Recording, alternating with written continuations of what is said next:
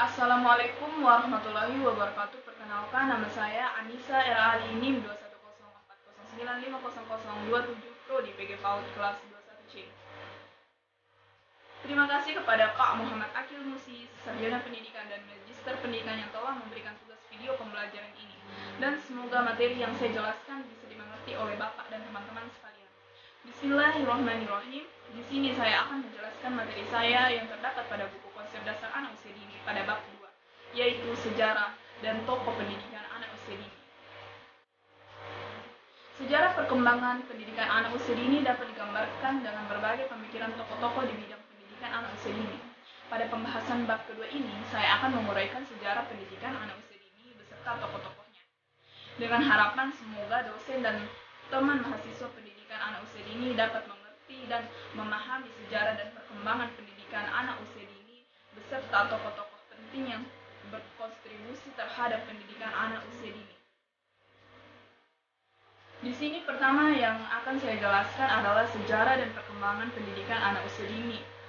Pendidikan anak usia dini sebenarnya mulai muncul dan berkembang sejak zaman Rasulullah SAW pada tahun 570 sampai 632 Masehi, yaitu dengan banyaknya ayat Al-Quran dan hadis yang menjelaskan tentang pendidikan anak. Jadi dalam hal ini perkembangan pendidikan anak usia dini pada zaman Rasulullah SAW lebih menekankan pada pendidikan akidah, ibadah, dan moral. Dalam dunia barat, sejarah dan perkembangan pendidikan anak usia dini mulai bermunculan pada 1500 sampai 1700 Masehi. Oleh karena itu, pada tahun ini lebih dikenal sebagai masa fondasi pendidikan anak usia dini, artinya kontribusi para tokoh lebih banyak berbicara tentang bagaimana memperlakukan anak pada usia dini. Pada tahun 1700 sampai 1850 Masehi sudah mulai dikenal dengan program pendidikan anak usia dini.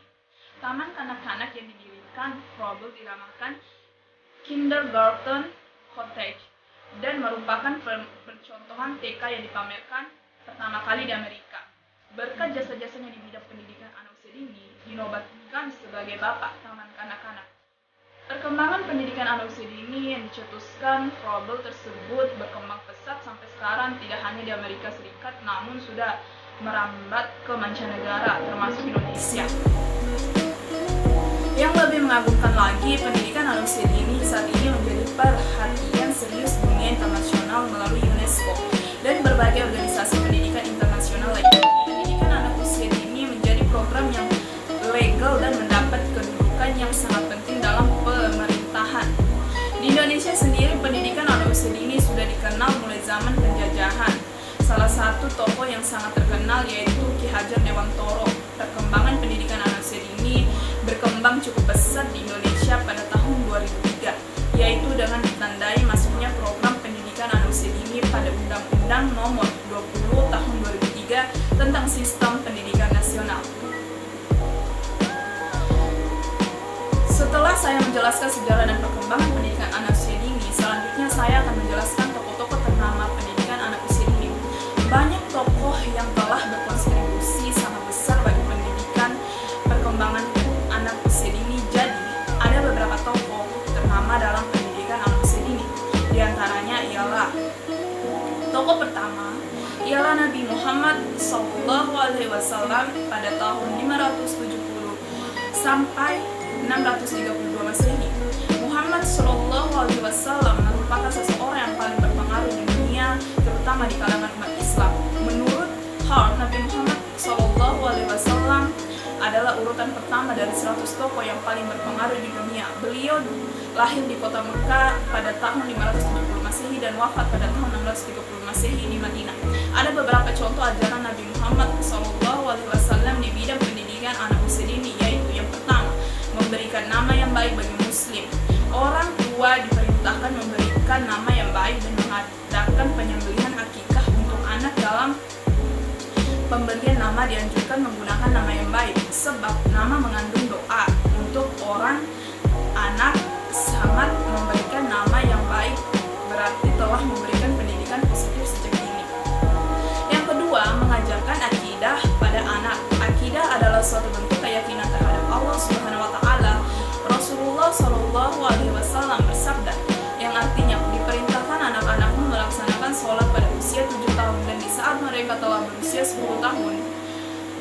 Terpukullah mereka jika tidak melaksanakannya. Hadis riwayat Al-Hakim dan Abu Dawud. Yang ketiga, ialah mengajarkan moral atau akhlak pada anak. Pendidikan moral bagi anak sangat penting. Oleh karena itu, Rasulullah SAW bersabda menganjurkan orang tua untuk mengajari anak dengan pendidikan moral sebagaimana hadis yang artinya tidak ada pemberian dari orang tua kepada anak yang lebih baik daripada adab yang baik. Hadis riwayat At-Tirmidzi. Tokoh kedua, Martin Luther 1483 sampai 1546 Masehi. Martin Luther merupakan salah satu tokoh yang memiliki kontribusi perkembangan pendidikan anak usia dini.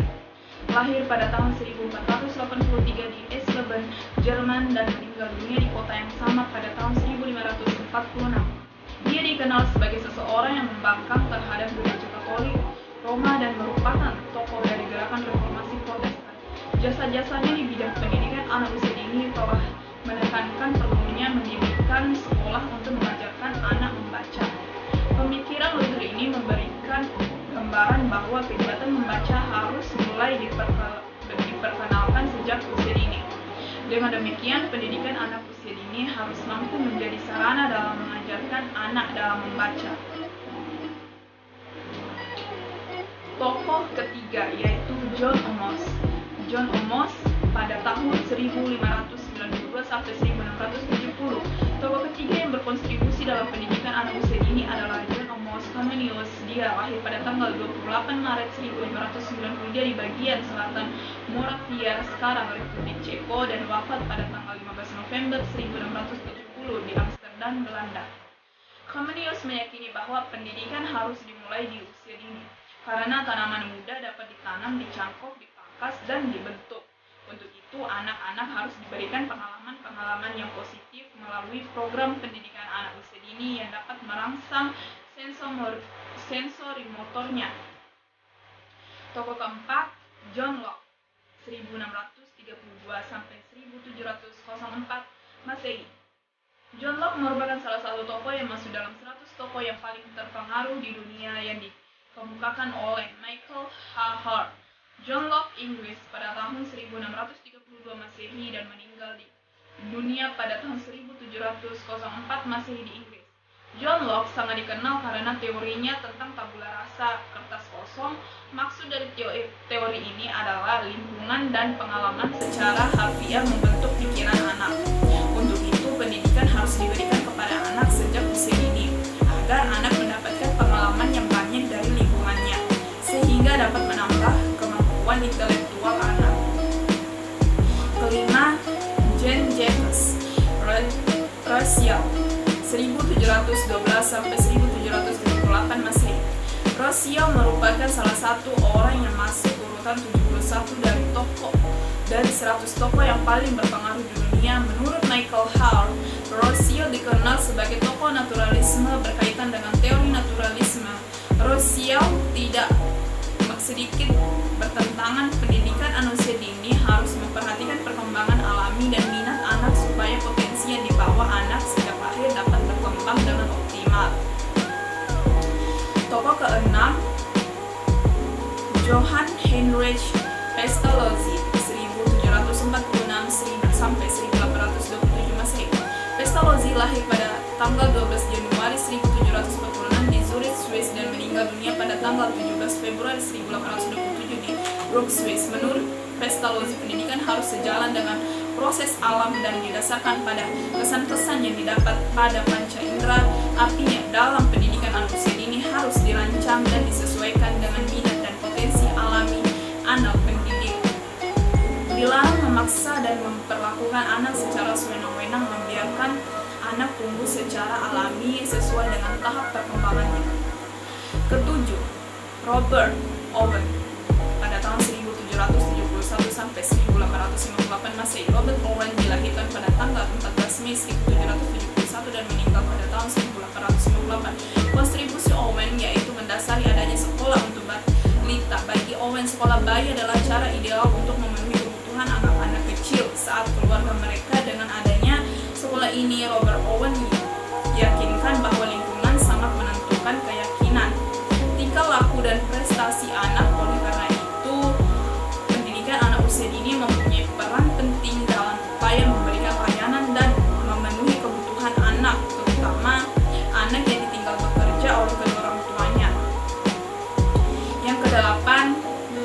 Friedrich Wilhelm Froebel. Pada tahun 1782 sampai 1852 Masehi, tokoh utama yang berkontribusi besar terhadap perkembangan pendidikan anak usia dini adalah Wilhelm Froebel. Kontribusi utama Froebel yaitu menjadi pelopor berdirinya taman kanak-kanak atau kindergarten. Selain itu, kontribusinya dalam bidang pendidikan yaitu bidang-bidang pembelajaran, kurikulum, dan pelatihan guru. Froebel mengumpamakan anak sebagai biji yang ditanam mulai tumbuh mengeluarkan tunas dan tumbuh dari tanaman muda yang lemah menjadi tanaman yang siap menghasilkan buah. Dengan kontribusi variabel ini, program pendidikan anak usia dini dapat berkembang baik sampai sekarang. Kesembilan, Maria Montessori, 1870 sampai 1952 Masehi. Montessori adalah seorang wanita pertama di Italia yang mendapat gelar sarjana kedokteran. Dia sangat tertarik untuk mencari solusi pendidikan untuk masalah-masalah seperti keluhan, kelumpuhan, dan keterlambatan mental. Kontribusi Montessori dalam pendidikan anak usia dini ialah diawali dengan membuka prasekolah di rumah yang disebut dengan rumah anak-anak. Kurikulum dalam metode Montessori yaitu kurikulum terpadu di mana anak-anak terlibat secara aktif dalam menggunakan materi konkret. Sepanjang kurikulum meliputi menulis, membaca, ilmu pengetahuan, matematika, geografis, dan seni. Ke-10, Ki Hajar Dewantoro. Pada tahun 1889 sampai 1959, Ki Hajar Dewantoro merupakan salah satu tokoh pendidikan di Indonesia. Dia juga memiliki kontribusi yang sangat besar bagi keberadaan dan perkembangan pendidikan anak usia dini di Indonesia. Sebagai Bapak Pendidikan Nasional, Ki Hajar Dewantoro telah menghasilkan konsep sistem pendidikan sejak mendirikan perguruan taman siswa tanggal 3 Juli 1922. Menurut Dewantoro, pendidikan diartikan sebagai tuntunan dalam hidup tumbuhnya anak-anak. Dengan kata lain, pendidikan menuntun segala kekuatan kodrat yang ada pada anak-anak agar mereka dapat mencapai keselamatan dan kebahagiaan yang setinggi-tingginya, baik sebagai manusia maupun anggota masyarakat. Berkat kontribusi Ki Hajar Dewantoro ini, pendidikan anak usia dini dapat berkembang sampai sekarang. Sekian penjelasan dari saya. Terima kasih perhatiannya. Wassalamualaikum warahmatullahi wabarakatuh.